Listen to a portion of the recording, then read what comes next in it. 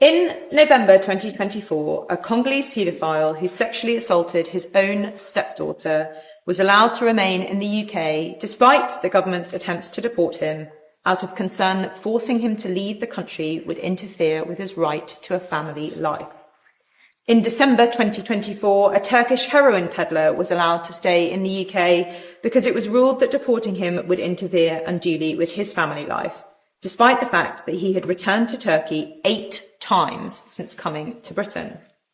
In February of this year, a Nigerian woman who was refused asylum 8 times was allowed to remain in the UK because it was decided that her membership of a terrorist organisation might make her subject to persecution in her home country.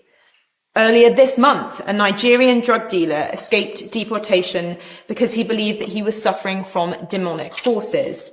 Meanwhile, Samuel Frimpong, a Ghanaian fraudster, has been allowed to return to the UK after being deported 12 years ago after claiming that he is depressed in his home country. The list goes on and on. Absurd asylum rulings from our tribunal system seem to emerge on an almost daily basis. What do these cases have in common? In each one, a potentially dangerous person was spared from deportation because of our membership of the European Convention on Human Rights and, crucially, the domestic legislation which enshrines the Convention into British law, the Human Rights Act. This legislation is clearly not fit for purpose when it comes to managing and securing the border. It is enabling dangerous foreign criminals to remain in the UK, putting the British public at risk.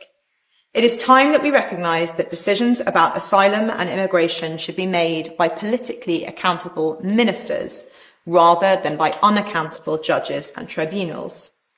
That is the purpose of our amendment, which seeks to disapply the Human Rights Act and interim measures of the European Court of Human Rights in relation to this bill and to other legislation about borders, asylum and immigration. I will give just to clarify, because I think she's saying very clearly that what she intends to do is to take decisions about immigration out of the hands of judges and leave it in the hands of politicians. Is that her intention?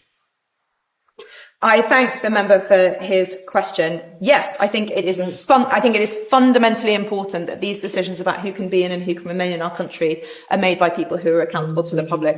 I will make a little progress.